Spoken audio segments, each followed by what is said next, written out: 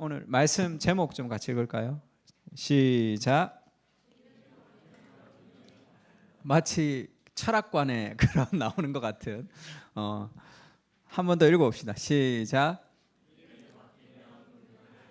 네, 이름이 바뀌면 운명이 바뀌는 그 인생의 비밀이 있는데 사사기 7장 1절부터 8절까지입니다. 근데 조금 길어가지고 제가 3절까지만 했습니다. 우리 같이 읽어볼까요? 여룻바알이라 하는 시작.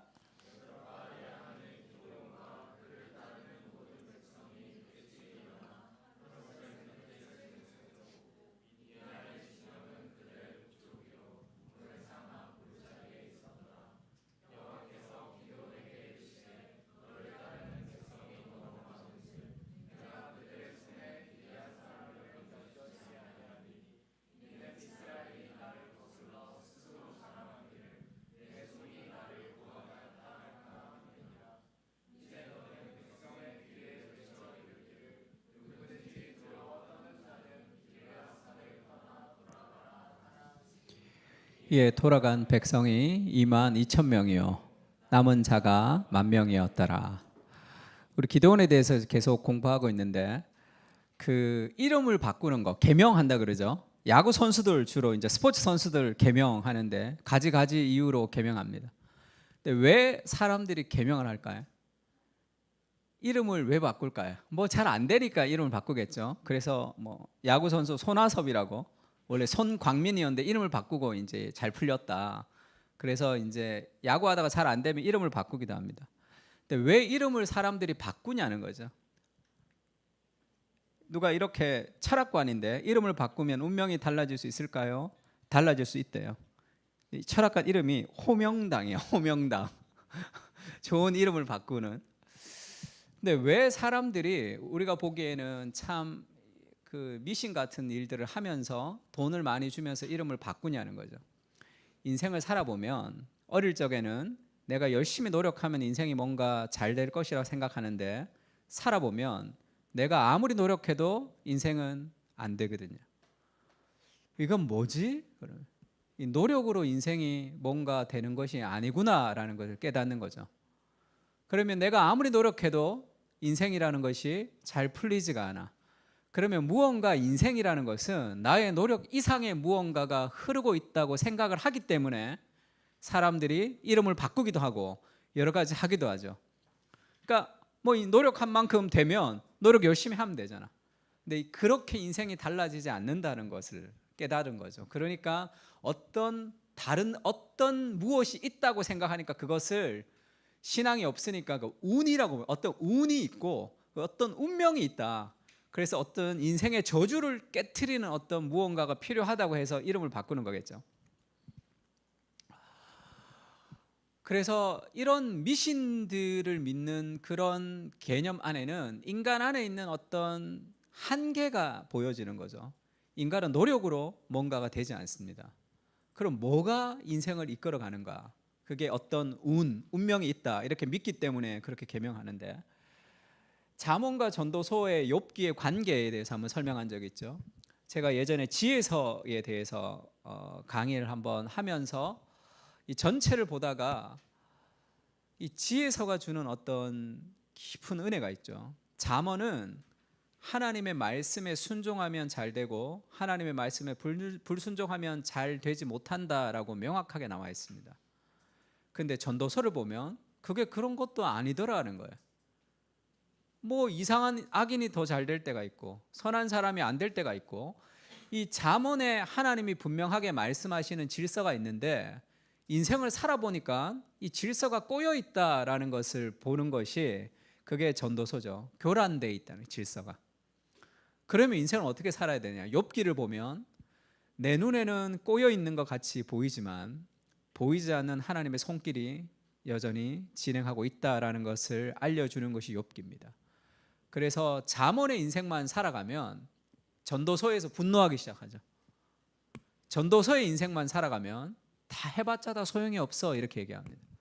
그러니까 이 전체에 대한 삶의 지혜가 필요하죠. 그래서 인생은 하나님의 은혜가 결정하는 거예요. 그래서 하나님의 말씀, 내가 하나님의 기도, 내가 예배, 하나님을 향해서 내가 사용하는 시간들을 배제하면서 내 실력과 내 능력을 갖추려고 많이 노력하는 것은 정말 어리석은 짓이에요. 그러면 전도서의 인생에서 다 무너지게 되어 있습니다. 열심히 했는데 안 되네, 그렇게 무너진다면 삶의 부조리 안에서. 인생은 하나님의 은혜에 달려 있는 거예요. 무언가 하나님의 은혜가 진행되는. 오늘 1장에는 여룹바알이라 하는 기드온가 이렇게 얘기했습니다. 여룹바알이라 하는 기드온, 이래서 뭔가 약간 이 번역이 명확하지가 않는데, 영어 성경에 보면 히브리 성경을 그대로 직역을 하면 그 후에 여룹바알, 즉 기드온이라 하는 사람이, 그렇게 시작돼요. 그러니까 지금 여기에서 사사기 7장 1절에서는 기드온을 설명하는 게 아니라 기드온은 여룹바알이다 라고 설명한단 말이에요. 그러니까 여룹바알, 이게 기드온의 별명이죠. 하나님으로 인해서 새로 부여받은 이름입니다. 성경에는 하나님 이름을 많이 바꿔주는데, 이름을 왜 바꿔주죠? 하나님이 안 바꾸고 그냥 그 인생을 그렇게 하면 되는데, 이름을 바꿔주는 것은 너가 너를 그렇게 생각을 해야 되기 때문에 그렇다는 거예요. 내 삶의 정체성을 바꿔, 하나님의 관점으로 내가 나를 바라보는 정체성을 바꿀 때, 그때 하나님의 역사가 우리 가운데 임하기 때문에 그렇습니다. 그래서 여룹바알이다 이렇게 얘기해요. 기드온을 얘기하는 게 아니라 여룹바알이 뭔가를 하고 있다는 걸 강조하고 있습니다. 여룹바알이 뭐죠? 우리가 지난주에 하나님이 아세라 목상에 신상을 쳐라, 우상을 잘라라, 그래서 너무 무서워서 밤에 이렇게 우상을 잘랐죠. 들켰습니다.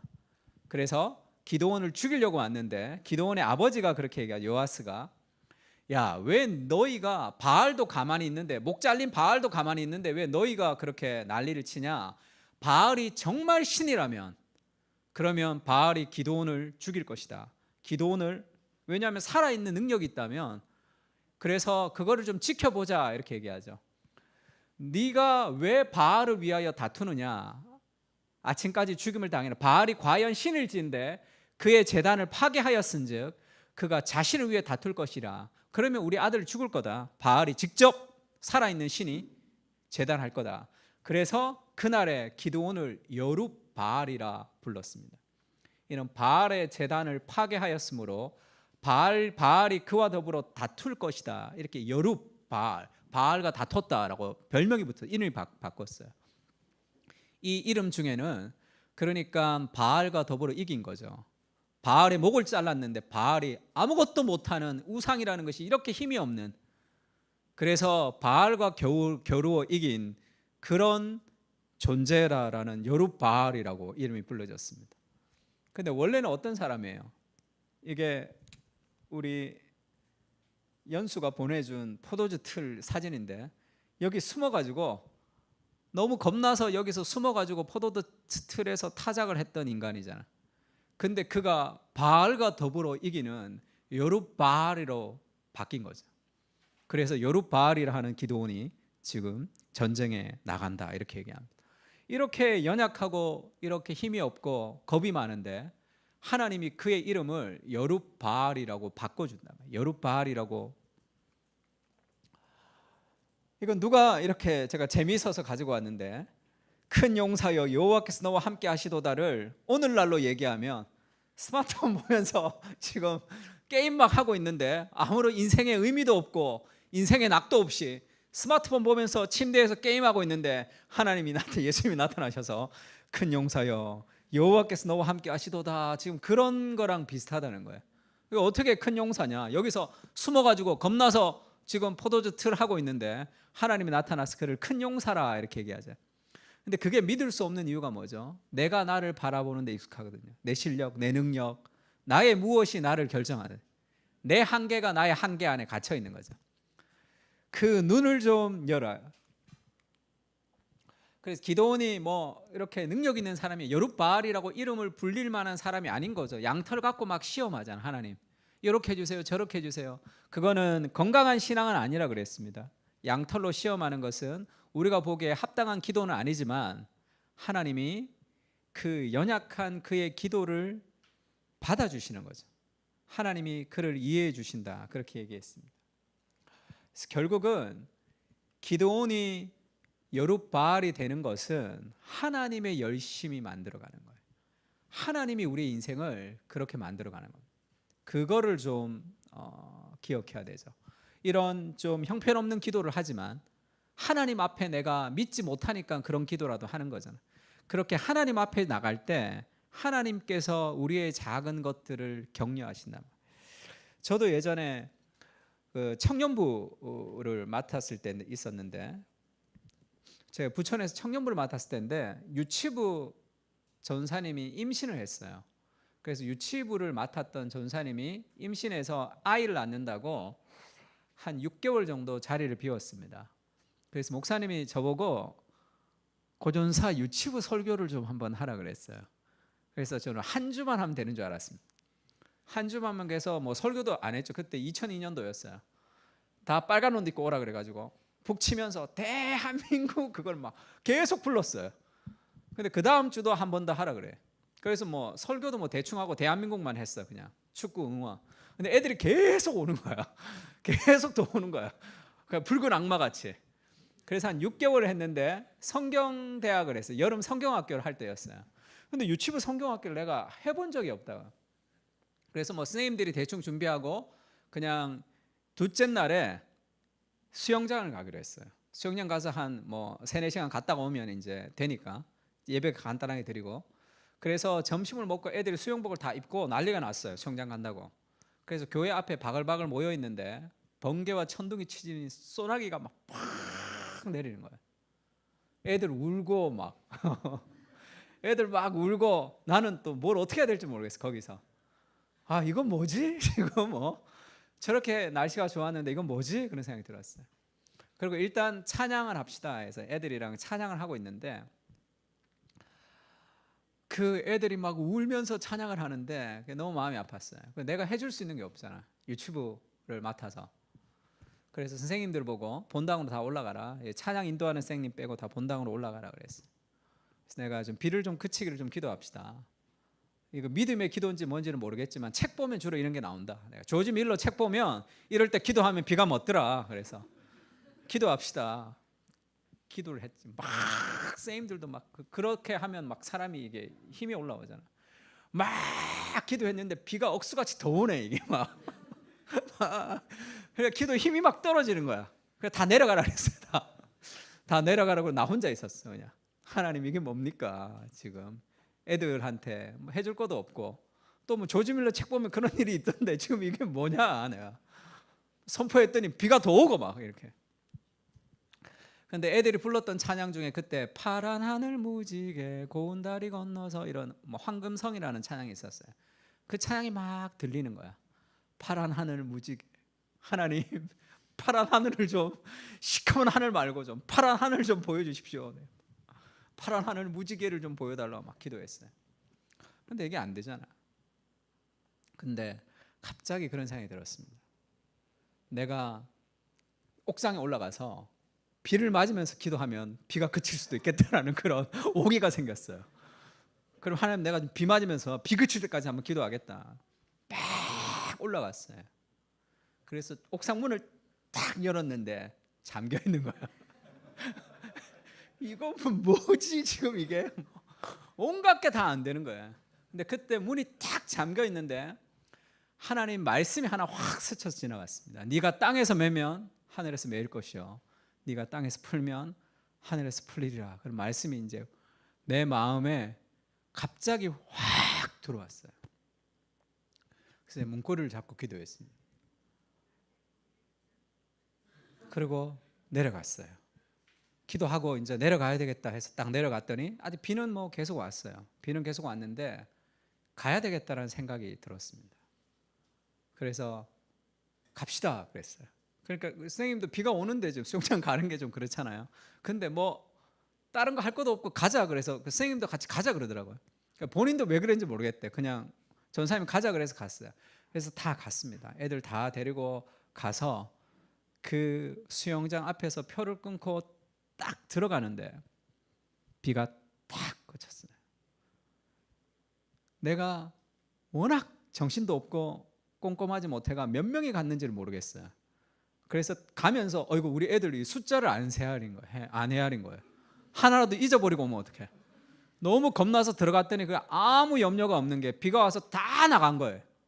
우리가 들어가기 직전까지 비가 왔기 때문에 다 나가서 그 파크를 우리가 다 쓴 거야 그냥 여기저기. 그러면서 이 미끄럼틀 타는데도 안 기다리고 막 가는 거죠. 그 꼭대기 올라가지고 제가 딱 봤더니 무지개가 이렇게 쫙 펴져 있는데 가슴이 터질 것 같더라고요. 그러고 막 애들이 신나게 놀다가 집에 이제 교회로 왔습니다. 그것이 믿음의 기도였다 그렇게 얘기하고 싶지도 않고, 우리의 기도를 했기 때문에 하나님이 그렇게 그쳐주셨다 그것도 확실치 모르겠어요. 그냥 우연히 우리가 갔는데 거기서 멈췄을 수도 있다고 생각합니다. 근데 한 가지 확실한 것은 하나님이 연약한 내 마음을 만졌다는 거예요. 그렇게 기도했습니다. 하나님, 내가 그냥 유치부 내가 맡고 싶지도 않은데 내가 맡았다는 거예요. 그래서 큰 마음이 없었어요. 그냥 한 주 한 주를 때웠던 것 같아요. 그분이 오기를. 그래서 왜냐하면 목사님이 한 주만 하라 그랬으니까 6개월 동안 하라고 했으면 안 했겠죠. 근데 수련회가 됐는데 애들의 영혼을 위해서 해줄 수 있는 게 없잖아요.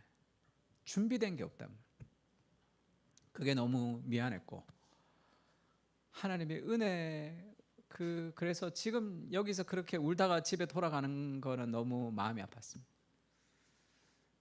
그것이 하나님이 연약한 인생에 참 형편없이 준비되지 않았던 내 인생 속에 하나님이 함께 해주셨던 작은 추억으로 남아있습니다. 기도원도 마찬가지죠. 아주 형편없었던 기도원의 그 믿음이 없는 기도를 하나님이 받아주시면서 그를 여룻바알로 성장시켜 가시는 거죠. 창세기에는 이런 말씀이 있습니다. 같이 읽어볼까요? 시작.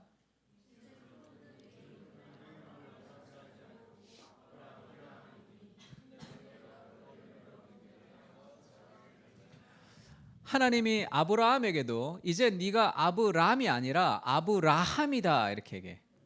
너의 이름을 바꿔주는 거지. 이름을 바꾼다는 것은 정체성을 바꾼다는 겁니다. 이름이 바뀌면 운명이 바뀌는 그 이름 안에 어떤 운이 있는 것이 아니라 하나님이 이름을 바꿔주실 때는 너의 정체성이 바뀐 거예요. 아브라함이면 존귀한 아버지입니다. 아브라함은 온 세상의 아버지예요. 믿음의 조상, 온 세상의 아버지. 우리가 다 아브라함의 자손들이죠. 온 세상의 믿음의 자손이 되는 아브라함이라는 이름을 바꿨어요. 근데 그것을 아브라함이 믿어야 되는 거죠. 왜냐하면 자식이 한 명밖에 없잖아. 이스마엘. 그것도. 그래서 나 이름이 바뀌었어. 나 이제 이름 바뀌면 누가 불러줘야 되잖아요. 그래서 뭐 대우 형제한테 가서 이름 바뀌었다. 이름을 좀, 그러면 이름이 뭔데? 그럼 아브라함으로 바뀌었다. 그러면 묻죠. 자식이 몇 명인데 묻잖아. 한 명에 한 명. 근데 어떻게 아브라함이에요? 이름에 어울리지 않는 이름이죠. 자기 삶에 어울리지 않는단 말이에요. 하나님이 그를 아브라함이라고 하시면 아브라함인 겁니다. 그 믿음의 눈이 있어요. 그것이 나의 정체성이에요. 내가 바라보는 내가 아니라 하나님이 보시는 내가 진리입니다. 그것을 신뢰할 때 운명이 바뀐다 이렇게 표현을 했는데 오늘 이제 재미있게 하나님의 역사를 경험할 수 있습니다. 그것을 신뢰하지 못할 때 늘 나의 한계 안에 갇혀서 살아갈 수밖에 없죠. 그래서 복음 안에서 발견한 참된 자유 우리가 공부하고 있는데 여기서 팀켈러가 말하는 핵심이 뭡니까? 바울의 얘기죠. 너희에게나 다른 사람에게나 판단받는 것이 내게는 매우 작은 일이라. 다른 사람이 나를 어떻게 생각하는지가 굉장히 작은 일이다. 이거는 뭐 누구나 할 수 있는 얘기죠. 복음이 우리에게 말하는 것은 나도 나를 판단하지 아니하노니 내가 바라보는 나, 그게 가짜란 말이에요. 그게 진리가 아니죠. 내가 나를 판단하는 판단으로부터 자유한 것. 그래서 the self-forgetfulness죠. 자기 망각의 자유입니다. freedom of self-forgetfulness죠. 자기를 망각, 자기를 잊어버리는, 자기를 부인하는, 내가 나를 붙들고 있는, 내가 나를 판단하는 그 판단, 내 생각을 버리는 거죠. 하나님의 생각에 나를 맞춰가면 이렇게 하는 게 나한테 좋을 것 같고 저렇게 하는 게 내 인생에 좋을 것 같다는 그 삶의 모든 인생의 계획을 버려야 되는 거예요. 인생은 계획대로 되지 않습니다. 내가 판단하는 나를 버리는 거죠. 내가 자책할 아무것도 깨닫지 못하나, 내가 잘했건 못했던 그게 나를 결정하지 않는다. 이로 말미암아 의롭다함을 얻지 못하느라, 나의 행위는 내 삶의 의롭다함을 얻지 못한다. 다만 나를 심판하시는 주시니라. 하나님이 보시는 나가 정말 나란 거예요. 아브라함이 이제 자식도 한 명밖에 없고 능력도 없고 실력도 없고 하나님이 우리를 아브라함이라고 불러주시는 그것을 신뢰할 때 아브라함의 인생이 펼쳐지기 시작합니다. 하나님의 역사가 우리를 통해서 나타나기 시작한다. 그래서 팀 켈러가 이런 얘기했죠. 같이 읽을까요? 복음의 능력은 시작.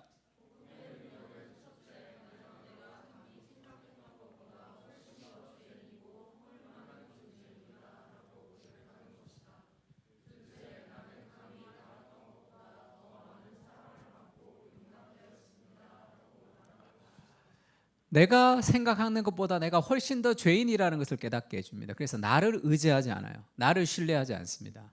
근데 나는 하나님에게 사랑받는 존재, 존귀한 하나님의 사람이라는 것을 깨닫게 해주면서 하나님의 관점으로 나를 신뢰하는 거죠.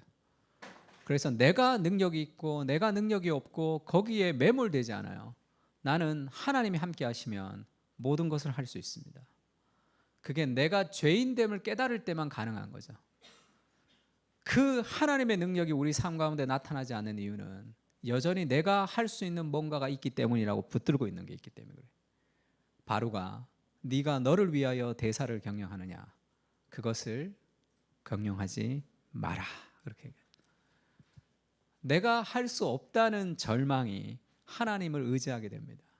그때 하나님의 역사가 우리 인생 가운데 흘러가는 거예요. 그래서 복음은 우리를 겸손하면서도 담대한 사람이 되게 하죠. 내가 능력이 없으니까 겸손한데 하나님을 통해서 모든 것을 할 수 있으니까 담대합니다. 실력이 있다고 교만하지도 않고 나보다 잘하는 사람을 만나면서 시기하지도 않는 그런 자유로운 그런 삶을 살아갈 수 있는 거죠. 야곱에게도 그렇게 얘기하죠. 하나님이 그에게 이르시되 너는 야곱이지만 다시는 야곱이라 부르지 않겠고 이스라엘이 내 이름이 되리라. 이름을 바꿔주는 것은 네가 너를 바라봤던 너에서 이제 바꿔서 하나님의 관점으로 너를 바라보라, 그 말입니다. 그래서 예전에 하용주 목사님 창세기 설교 제목이었는데 제가 정말 이 설교 제목 보면서 은혜를 많이 받았습니다. 다시는 야곱이라 부르지 말라. 창세기 4번째 설교 제목이었어요. 제가 이 책을 꽂아놓고 제목만 봐도 은혜가 됐어요. 야곱이 뭡니까? 형님의 발꿈치를 잡아서 살아가는 아둥바둥 열심히 내 힘으로 살려고 했던 삶의 본성, 그게 야곱이죠. 너는 이제 야곱이 아니다. 다시는 너를 야곱이라고 부르지 마라. 너는 이스라엘이라고 불러. 하나님과 겨루어 이기는, 하나님의 은혜를 통해서 너 인생을 바라보는 자다, 그 얘기를 하는 거죠. 그래서 호세아서에는 그렇게 얘기합니다. 야곱은 모태에서 그의 형의 발꿈치를 잡았고 또 힘으로는 하나님과 겨루어 천사와 겨루어 이기고 울며 그에게 간구하였으며 하나님은 베들에서 그를 만나셨고 거기에서 우리에게 말씀하셨느니 여호와는 만군의 하나님이시라. 여호와는 그를 기억하게 하는 이름이니라. 그런즉 너의 하나님께로 돌아와서 인애와 정의를 지키며 항상 너의 하나님을 바랄지니라. 호세아서에서 이스라엘이 하나님께 돌아가지를 않았어요. 우상 숭배하고 하나님보다 더 사랑하는 것들을 붙들고 살았다. 그러니까 하나님이 호소하는 거죠. 너는 이스라엘인데 옛날 야곱 같다. 야곱은 모태에서부터, 태어나면서부터 그의 형의 발꿈치를 잡았어요. 경쟁 사회에서 내가 능력과 경쟁을 가지고 살아야 되는 그런 존재로 태어났습니다. 힘으로는 할 때 이거는 번역이 잘못됐다 그랬어요. 모태에서 힘으로는 할 때 힘이 있을 때는 이런 뜻이거든요. 그러니까 청년 때는 이렇게 번역해야 됩니다. 태어나면서부터 아버지 발꿈치를 잡아서 그렇게 아둥바둥 자기의 노력으로 살았던 존재인데 커서도 하나님과 겨루어서 지 인생을 지 마음대로 살아보고 싶어서 그렇게 노력하는 인생으로 살았다는 거예요. 천사와 겨루었다 했는데 이 천사를 하나님이라고 표현하죠. 성육신 전에 그리스도. 천사와 겨루어 이겼는데 왜 울죠? 천사가 그의 환도뼈를 때렸습니다. 가장 튼튼한 다리인 이 허벅지 관절뼈를 쳐서 부스러뜨렸죠. 야곱에게. 그게 뭘 뜻합니까? 아둥바둥 자기의 힘으로 살아오려고 했던 그 야곱을 박살냈다는 거예요. 그래서 울며 그에게 간구했습니다. 내 힘으로 살 수 없습니다. 하나님이 은혜 주시지 않으면 나는 살 수 없다. 그래서 그 나를 축복하지 않으면 갈 수 없다 할 때 그거죠. 그것을 진정한 승리로 하나님이 인정해 주셨습니다.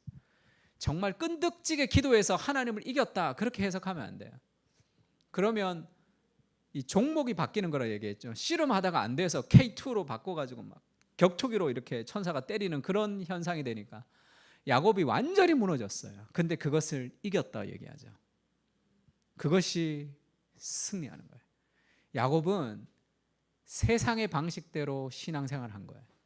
하나님과 겨루어 이겨보려고 아둥바둥. 그것이 완전히 무너지죠. 그렇듯이 여호와께로 돌아와라. 지금 그렇게 한다면 이스라엘에게. 왜냐하면 인생은 그렇게 살아가는 게 아니다. 인생은 하나님의 은혜에 달려있다. 하나님이 이름을 바꿔주시는 그 이름을 대로 살아가야지 하나님의 역사가 흘러가는 것이지 너의 힘으로 그렇게 살아가는 인생이 아닌 거예요. 기드온을 여룻바알이라고 하나님이 바꿔주시죠. 하나님의 말씀에 조금씩 순종해 가면서 우리는 인생 가운데 일하시는 진정한 여룻바알로 이 탄생합니다. 호세아서도 마찬가지죠. 고멜이 임신하여 딸을 낳았는데 이름을 루하마라 하라 이렇게 얘기합니다. 로라는 것은 부정어예요. 루하마는 긍휼히 여기다. 루하마니까 하나님이 용서하지 않겠다라는 거예요. 이스라엘이 딸을 낳았는데 그 딸 이름을 내가 용서하지 않겠다. 내가 긍휼히 여기지 않겠다. 완전히 죄악 가운데 살고 있다는 거죠. 그 다음에 또 자식을 낳았는데 그의 이름을 암미. 암미라는 것은 나의 사랑, 암미는 나의 사랑 이런 뜻이에요. 나의 자녀, 나의 백성 이런 뜻입니다. 암미니까 너는 내 사랑이 아니다 이런 말이에요. 그러니까 너희는 내 백성이 아니다. 나는 너희의 하나님이 되지 아니할 것입니다. 그것이 그들의 이름이란, 그것이 그들의 정체성인 거죠. 하나님의 긍휼을 받지 못하고 하나님의 사랑을 받지 못하는 존재, 죄악 가운데 살아가는. 근데 하나님이 그러나 이스라엘 자손의 수가 바다의 모래같이 되어서 셀 수 없이 될 것이다. 너희는 내 백성이 아니라 한 그곳에서 너희는 내 아들들이 될 것이다. 그래서 내가 너희를 이름을 바꿔주는 거죠. 너희 형제에게는 암미라 하고 너희 자매에게는 루하마라 하리라. 하나님이 이름을 바꿔줘요. 로를 떼주는 거죠. 그러니까 나의 노력과 나의 실력을 가지고 루하마에서 루하마가 되는 게 아니란 말이에요. 하나님의 은혜가 인생을 이끌어갑니다. 그러니까 그 하나님을 붙들어야 돼. 그래서 그 하나님께로 돌아오라. 지금 하나님이 그렇게 얘기하고 있는 거죠. 그러면서 호세아서 14장 4절에는 내가 그들의 반역을 고치고 기쁘게 그들을 사랑할 것이다. 그래서 백합화같이 아름답게 필 것이고 너희가 열매를 맺을 것이고 너의 인생이 풍성하게 될 것이다. 인생의 그 풍성함은 하나님의 긍휼을 누릴 때죠. 내가 그들의 반역을 고치고, 예전 번역에는 폐역을 고친다 이렇게 얘기해서, 그 폐역이 뭐죠? 하나님이 아닌 다른 것에서 인생의 어떤 의미를 찾아가는 거죠. 그것이 너무 안타깝다만 하나님이. 왜냐하면 그런 인생을 살아가면 늘 계명해야 돼요. 이름을 늘 바꿔야 돼. 열심히 했는데 뭐가 안 되거든. 이렇게 했는데도 안 되거든. 그러니까 늘 이름을 바꾸는 인생이 돼야 된단 말이에요. 어떤 운명과 저주 아래 전도서 같은 인생에서 불평과 불만과 한숨으로만 살아갈 수밖에 없단 말이에요. 이 더러운 세상의 한가운데 보이지 않는 하나님의 질서가 있다는 것을 발견할 때 인생은 하나님의 역사를 경험하며 살아갈 수가 있습니다. 제가 어제 금요일 토요일 아침에 평창에 가서 그 목자 세미나를 했습니다.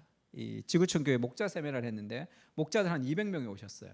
그 호텔에서 했는데 뭘 했냐면 이거 했어요. 이거 정체성에 대해서. 여기 목사님 한 분 계신데 그 목사님이 전화가 왔어요. 목사님, 이번에 저희 목자들 수련회를 하는데 목사님이 꼭 와주셨으면 좋겠다. 그리고 복음과 정체성에 대해서 목사님이 설교를 해주셨으면 좋겠습니다. 이렇게 얘기하더라고요. 그래서 왜 하필 복음과 정체성이냐? 소그룹 리더들인데 소그룹 강의도 있고 하는데, 그랬더니 자기가 목사였는데 복음과 정체성 강의를 듣고 자기 인생이 완전히 달라졌다. 저희 아내도 그렇게 얘기합니다. 자기 인생의 변곡점이, 내가 목사님을 만나면서 인생의 변곡점이 생겼다. 늘 실력과 능력 가운데 내가 열심히 하려고 했지만 그러면 늘 열등감 속에 살아갈 수밖에 없겠죠. 복음이 우리를 자유하게 하는 걸 경험했다 그랬습니다. 제가 늘 얘기하죠. 저는 고등학교 3학년 때까지 책을 한 권도 읽어보지 못했어요. 정서가 불안했기 때문에 책을 한 권도 못 읽었습니다. 대학 갈 성적이 안 돼서 원서를 써주지를 못했어요. 아예 자체가 안 돼가지고. 그렇게 24살까지 제가 그렇게 살았습니다. 뭐 잘하는 것도 없고, 뭐 기술이 있는 것도 아니고, 똑똑한 것도 아니고, 뭐라도 뭐 하나라도 뭐 잘하는 게 있었으면 그 길로 나갔겠죠. 근데 하나도 없었어요. 뭐 잘할 수 있는 게 하나도 없었어요. 그러니까 나중에 알았습니다. 잘할 수 있는 게 없다는 것은 그 삶에 잘할 수 있는 게 없는 것이 아니라 그 삶에 자신감이 없는 거예요. 왜? 한 번도 못 해봤기 때문에.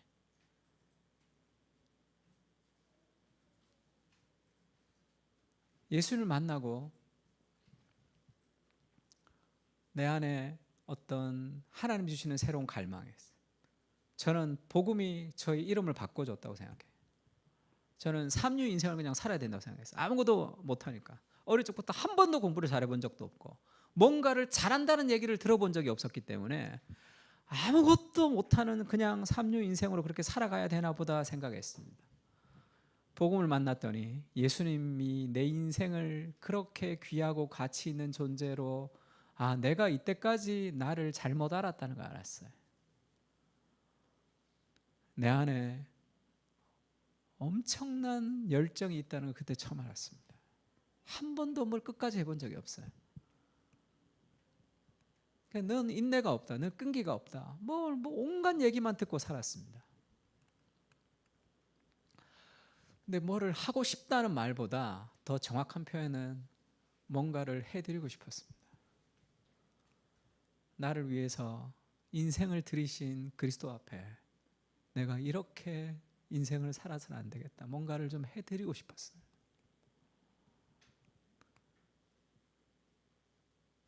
삶의 열정이라는 것은 하나님의 은혜에서 나오는 거죠. 그래서 제가 그 순장님들 좀 재밌었는데, 왜냐하면 그 전에 제가 그 순장 모임 목장 세미나를 한번 했거든요. 그때 그 리더십 세미나를 한번 했어요. 그 교회 가서 토요일 날 새벽에 가서 한번 한 적이 있습니다. 그래서 그때 한번 하고 이제 반응이 좋아서 이제 또 이제 모신 거죠. 그러니까 그분들은 아마도 제가 굉장히 똑똑한 사람인 줄 알았던 거 봐. 그래서 제가 책도 한 권도 못 읽고 아무것도 못했습니다 했더니 찬물 끼얹은 것 같이 분위기가 쫙 하는 그런 느낌을 좀 받았습니다.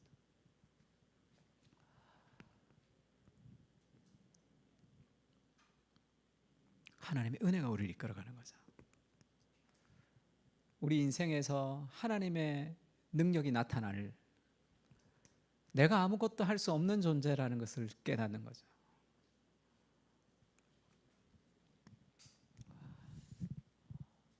제가 책도 썼는데, 공저로 팀 켈러를 읽는 중입니다라는 책을 썼는데, 여기는 제가 별명 하나 받았습니다. 팀 켈러 연구가라고.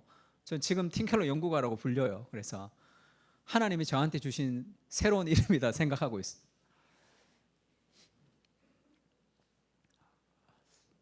그래서 목사님들 대상으로 강의를 할 때가 많죠. 목사님 대상으로 강의를 하고 이제 오면 이번 주에도 우리 목사님, 우리 TGC 대표하셨던 목사님이랑 또 하나님 나라 강의하시는 목사님이랑 또 CTC 처음 만들었던 목사님이랑 그 교제 1년에 한 번씩 모이는 모임이 있어요.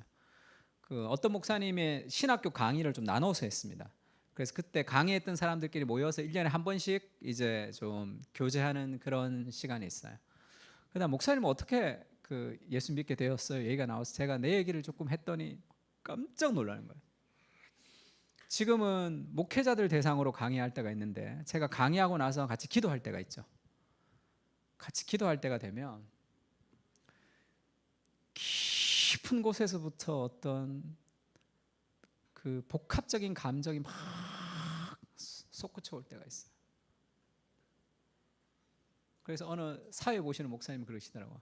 나는 강사가 저렇게 서럽게 우는 거 처음 봤다고. 이래요. 본인이 설교하고 본인이 그렇게 기도하는데 저렇게 서럽게 우는 것을 내가 너무 신기하게 생각한다고. 저는 감당할 수 없는 은혜입니다. 믿겨지지 않기 때문에 그런 거죠.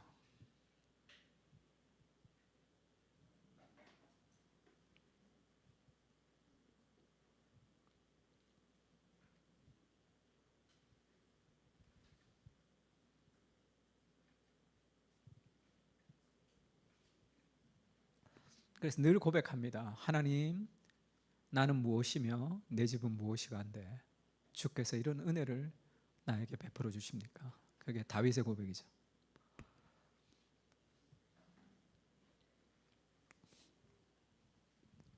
그 하나님이 우리의 이름을 바꿔주시는 그것을 신뢰해야 돼. 기드온을, 그 형편없는 기드온을 여룻바알이라 하나님이 바꿔주시잖아요. 그러면서 그 작은 믿음을 하나님이 계속 자라게 해주십니다. 나는 이것도 못하고 저것도 못하고 이것도 못해서 내 삶의 한계 아래 갇혀있기 때문에 그래요. 여호와께서 기드온에게 말합니다. 10,000명이 남았는데 아직도 많다.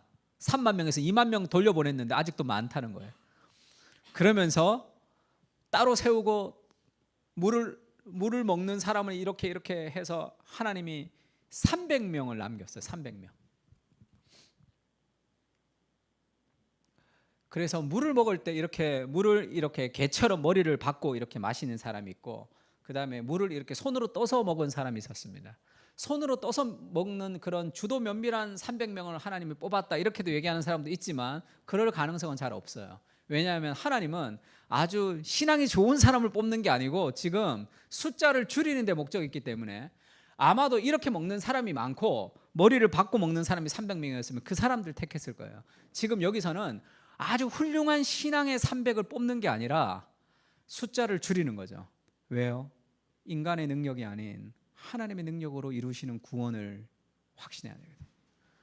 지금 그 미디안의 군대와 더불어 사람이 더 있어도 이길까 말까 한데 사람을 하나님이 계속 배제하죠. 그래서 300으로는 도저히 이길 수 없는 숫자를 하나님이 만들어 가십니다. 그래서 약함과 하나님의 능력이라는 것은 이거는 도저히 내가 할 수 없다라는 생각이 들어야지 하나님의 역사를 경험할 수 있는 거예요. 대부분의 사람들은 내가 할 수 없다고 생각하면 하지 않습니다. 내가 할 수 없는 것을 하지 않는 거예요. 자신의 한계 아래 살아가는 거죠. 문화의 내러티브 안에 살아갑니다. 300 이렇게 생각하는 거예요. 지금 그래서 기드온과 300 용사라 이렇게 얘기하는데 성경에는 어디에도 용사라는 말이 없어요. 기드온과 300입니다. 300 용사는 아니에요. 300 용사면 성경이 좀 이상해진단 말이에요. 지금 기드온도 용사가 아니죠. 너무 쫄아가지고 겁이 많아서 포도주를 타작마당에서 도르코 칼 가지고 지금 그렇게 톡톡톡톡 지금 자기 밥 먹을 거나 지금 그렇게 타작하던 그런 겁쟁이란 말이에요. 그 겁쟁이의 겁이 용기 있어진 게 아니라 그대로 있어요. 그런데 하나님이 함께 하시는 용기가 있는 거죠. 하나님으로부터 오는 용기란 말이에요. 그거는 내가 용기 있는 존재가 되는 게 아니란 말이에요. 내 존재는 여전히 죄인이고 여전히 형편없고 여전히 아무것도 못하지만 하나님이 나와 함께 하심으로 이루어지는 능력이 내 삶 가운데 나타나야 돼요. 그게 300 용사는 아닙니다. 바울이 그렇게 얘기하죠. 나를 능하게 하신 그리스도 예수 우리 주께 감사함은 나를 충성되이 여겨 내게 직분을 맡기셨는데 내가 전에는 비방자요 박해자요 폭행자였으나 도리어 긍휼을 입은 것은 내가 믿지 아니할 때에 알지 못하고 행하였습니다. 우리 주의 은혜가 그리스도 예수 안에 있는 믿음과 사랑과 함께 넘치도록 풍성하였도다. 미쁘다 모든 사람들이 받을 만한 이 말이여 그리스도 예수께서 죄인을 구원하시려고 세상에 임하였다 하였도다. 죄인 중에 내가 개순이라 이렇게 얘기하죠. 바울이 자신을 죄인 중에 첫 번째다. 괴수가 괴물이 아니라 1등이란 뜻이에요. 하나님이 나쁜 인간, 나쁜 놈들 다 줄 서봐 하면 제일 1등 나쁜 놈이 자기라는 거예요. 근데 자기에게 은혜를 베푸셔서 자기를 사도 삼으신 이유가 뭐냐는 거지. 내가 능력이 있어서 천만에. 하나님이 이런 쓰레기 같은 인간을 통해서도 일하실 수 있는 엄청난 용서와 사랑과 능력의 하나님이신 것을 세상에 알려주고 싶기 때문이다. 그렇게 얘기하죠. 그리스도 예수께서 죄인을 구원하시려고 세상에 임하였다. 나 봐라. 나같이 형편없는 인생을 그리스도께서 구원하셔서 일하여 주시는 거예요. 그래서 하나님의 역사가 세상 가운데 드러나는 거죠. 야, 나처럼 형편없는 인생을 하나님께서 아름답게 만들어 주시는 그것이 복음의 능력이란 거예요. 그래서 바울은 죄인 중에 괴수인 내가 구원을 받은 것은 하나님의 은혜의 크심을 세상 가운데 드러내기 위함이죠.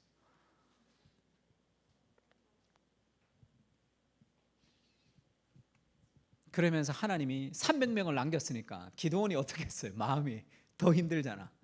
300명 갖고 어떻게 살아? 지금 저 포도주틀에 도르코 하던 친구인데 갑자기 하나님이 함께 하신다고 용기가 막 생기진 않잖아요. 그래서 하나님이 한 번 더 기드온의 마음을 어루만져 주십니다. 그 밤에 여호와께서 기드온에게 다시 먼저 찾아가시죠. 왜냐하면 300명은 남기긴 남겼는데 너무 불안한 거야. 너무 불안해. 300명 갖고 어떻게 해? 그러니까 하나님이 다시 찾아가시죠. 일어나 진영으로 내려가라. 내가 그것을 내 손에 넘겨주었느니라. 만일 네가 내려가기가 두렵거든 네 부하와 함께 진영으로 내려가서 그들이 하는 말을 들으라. 왜 하나님이 이렇게 하시냐면 하나님이 기드온 마음의 용기를 통해서 일을 하셔야 되기 때문에 그렇죠. 기드온 마음에 겁장이이지만 겁먹은 상태로 일할 수는 없잖아요. 하나님이 함께 하셔서 내가 할 수 있다라는 그 믿음의 순종이 있어야지만 가능한 일이죠. 그러니까 그 연약한 기드온을 믿음을 주기 위해서 하나님이 한 단계를 더 낮춰주시는 거예요. 야, 너 내려가서 그 군사들이 하는 얘기를 좀 들어라. 근데 혼자는 또 겁나. 그러면 너 부하를 데리고 좀 같이 가라. 부라라고 아마 좀 등치가 좀 있었겠죠. 이 친구가. 얘 데리고 좀 가라. 그래서 데리고 갔어. 이렇게 보니까 그렇게 하면 네 손이 강하여져서 진영으로 내려가리라 하시니 기드온이 그의 부하 부라와 함께 군대가 있는 진영 근처로 내려갔습니다. 미디안과 아멜렉과 동방의 모든 사람들이 골짜기에 누웠는데 메뚜기의 많은 수와 같고 그들의 낙타의 수가 많아 해변의 모래같이 많음이라. 꽉 있는 그 해변의 모래같이 많은 그 군대 앞에 가서 벌벌 떨면서 그 앞에서 하나님이 가라 그래서 듣긴 듣죠. 기드온은 꼭 우리같이 겁을 먹는 형편없는 인생이지만 기드온의 강점은 하라 그러는 건 다 해요. 하나님이 하라 그러는 건 다 하는 거야. 뭐 무서워도 뭐 벌벌 떨려도 하라는 거는 좀 하는 그런 이 착함이 있죠. 내려가서 들었습니다. 그랬더니 그 친구가 그렇게 얘기하는 거예요. 보초를 쓰는 사람이 그렇게 얘기해요. 기드온이 그것에 이른 적 어떤 사람이 그의 친구에게 꿈을 말해. 야, 내가 꿈을 하나 꿨는데 보리떡 한 덩어리가 미디안 진영으로 굴러와서 장막을 다 무너뜨리더라. 이렇게. 이게 보리떡이에요. 그러니까 보리떡이 얼마나 형편없습니까? 이스라엘을 상징하는 거예요. 보리떡 같은.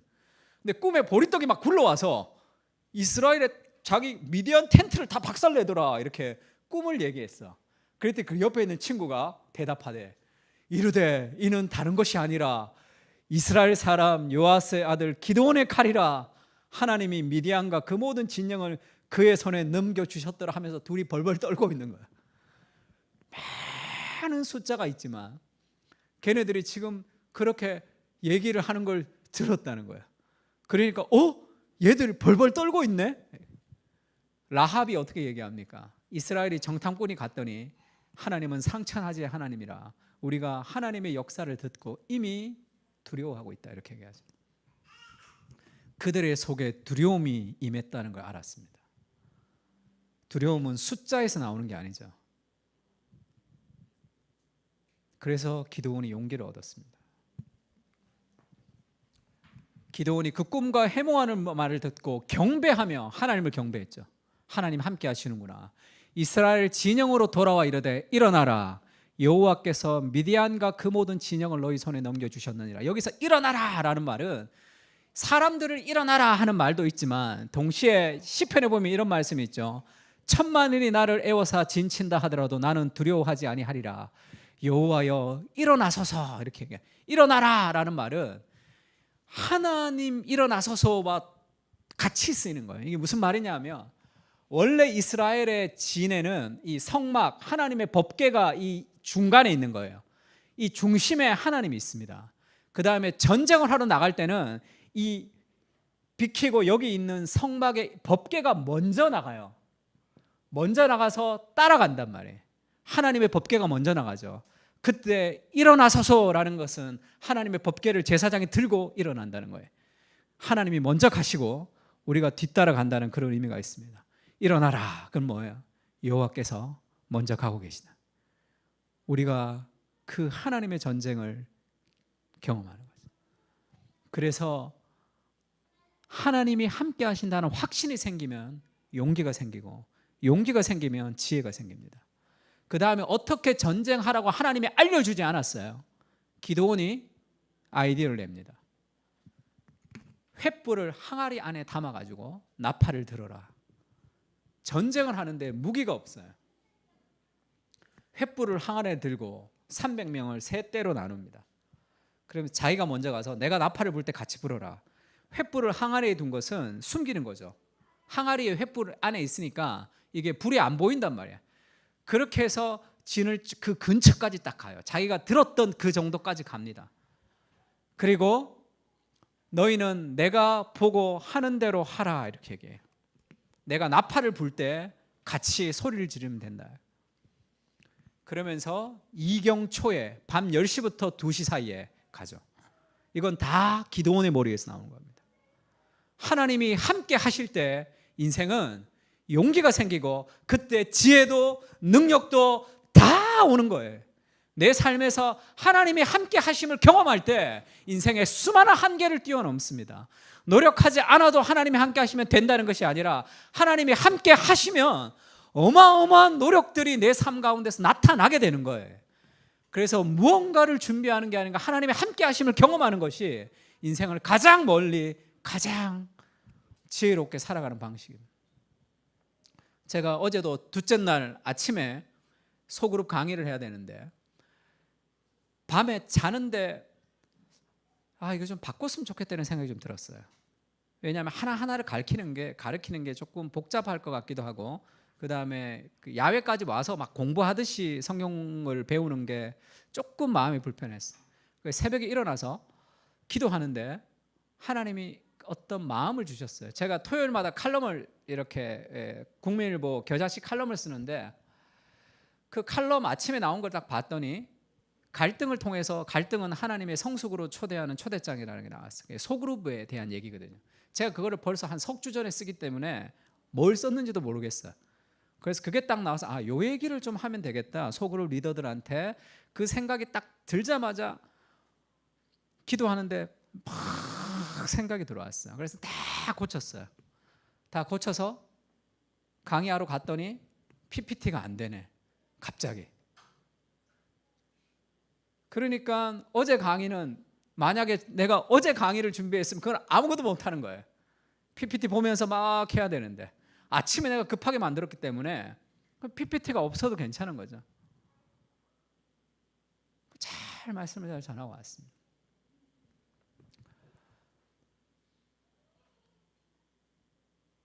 인생에서 그런 작은 소소한 간증들이 직장 안에서 막 나와야 돼요. 학교 공부하면서 그게 막 나와야 돼요.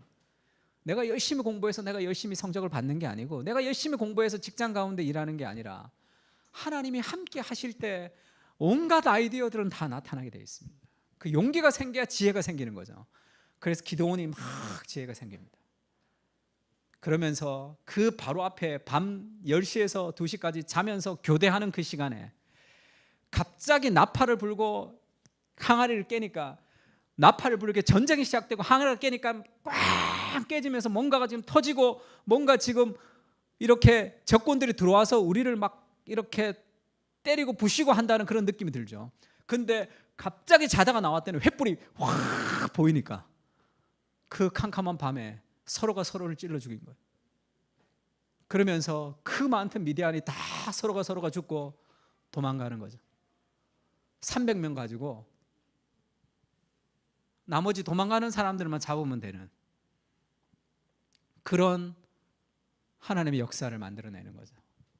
포도주 틀에서 너무 겁나가지고 도저히 할 수 없어서 도토 면도칼로 톡톡톡 하던 그 기드온이 지금 그 미디안의 대군을 무찌르는 능력을 경험한단 말이에요. 그러면서 그 미디안의 두 방백 오렉과 스압을 사로잡아서 포도주 틀에서 죽였습니다. 그 포도주 틀이 완전한 승리의 상징으로 바뀌는 거죠. 하나님의 역사를 우리 인생 가운데 경험하고 싶으면 내 힘으로 할 수 없다라는 자신의 약함, 그때 하나님의 역사를 경험할 수 있습니다. 하나님이 우리를 통해서 일하고 싶어 하는데 내가 할 수 있기 때문에 하나님이 할 수 없는 거예요. 내가 할 수 없이 내 인생을 하나님께 드릴 때 하나님이 우리 인생을 통해서 하나님이 일하신단 말이에요. 그래서 나의 죄인됨과 하나님의 거룩하심이 같이 커지는 거죠. 나는 도저히 할 수 없는 인간인데 하나님이 나를 통해 더 많은 역사를 이루어 가시는 그 인간의 약함을 통해서 일하시는 하나님의 능력들이 더 이루어집니다.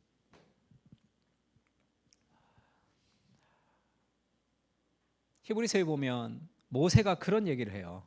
하나님의 영광 가운데 내가 갈 때 너희는 만질 수 있고 불이 붙은 산과 침침함과 흑암과 폭풍과 나팔 소리와 말하는 소리가 있는 곳에 이른 것이 아니라 그 소리를 듣는 자들은 더 말씀하지 아니하시기를 구하였으니 하나님 말하지 말라 그랬죠. 이스라엘이 무서워서 하나님의 임재 가운데 이는 짐승이라도 그 산에 들어가면 돌로 침을 당하니라 하신 명령을 그들이 견디지 못함이라. 그 보는 바가 이렇듯 무섭기로 모세도 이르되 내가 심히 두렵고 떨린다 하였네. 하나님의 영광 가운데 모세가 심히 두렵고 떨리는 그런 빽빽한 구름 가운데 천둥과 번개가 있는 그곳에 하나님의 임재가 있었단 말이에요. 왜 하나님의 임재가 있는 곳에서 인간이 그렇게 죄인됨을 느끼느냐 하면 이사야도 하나님의 영광을 만날 때 화로다 내가 죽게 되었다 이렇게 얘기하죠. 기드온도 여호와의 사자를 만났을 때 제사를 드리고 내가 죽게 되었다 이렇게 자기의 죄인됨을 경험한단 말이에요. 하나님의 거룩한 영광을 경험할 때 인생은 자신의 부패성을 보게 돼 있어요. 왜 그러냐 하면 공부를 잘하는 사람들 있죠. 공부를 잘해서 전교 1, 2등을 했던 사람들이 과학고등학교를 가면 좌절하죠. 왜냐하면 거기 날고 기는 사람이 다 있거든. 그래서 아이비 리그에 다니는 사람들 중에 80% 이상이 정신과 진료를 받죠. 왜냐하면 내가 제일 잘한다고 생각했거든. 근데 가면 나보다 더 잘하는 사람들이 너무 많단 말이에요. 제가 대학부를 있을 때 우리 하버드 다니다가 왔던 이 제이라는 친구가 있었어요. 그 친구의 하버드 생활 2년 들어갈 때가 좋았대. 그 2년을 한마디로 얘기하면 열등감. 나는 여기에 어울리지 않는 사람이라는 생각하며 지냈다는 거예요. 다 잘하니까. 시험을 치면 어려운 시험을 치면 2등이 50점이래요. 그 다음부터 60 막 이렇게 있대. 1등은 90점이래. 1등 90점이래요. 왜 그런지 압니까? 내가 좀 잘났다고 생각하는 사람이 조금 더 나보다 공부를 잘하는 사람들의 숲에 들어가면 자기가 얼마나 형편없는 존재인지에 대한 자기 열등감을 경험하는 거죠. 하나님의 영광 앞에 섰다는 것은 어마어마한 자신의 부패함을 보게 된단 말이에요. 인간 중에 좀 잘난 사람 사이에 들어가도 우리가 자살하고 싶을 만큼 고통스러운 것이 인간의 존재란 말이에요. 그 거룩하신 하나님의 영광 앞에 서면 인간은 죽을 수밖에 없는 그런 존재라는 자신의 완전한 연약함을 보게 됩니다. 근데 그 거룩하신 하나님을 우리가 만나고 교제하고 누릴 수 있는 힘이 뭡니까? 이 모든 저주를 그리스도께서 담당하셨기 때문이죠. 요한 1서 같이 읽어볼까요? 시작.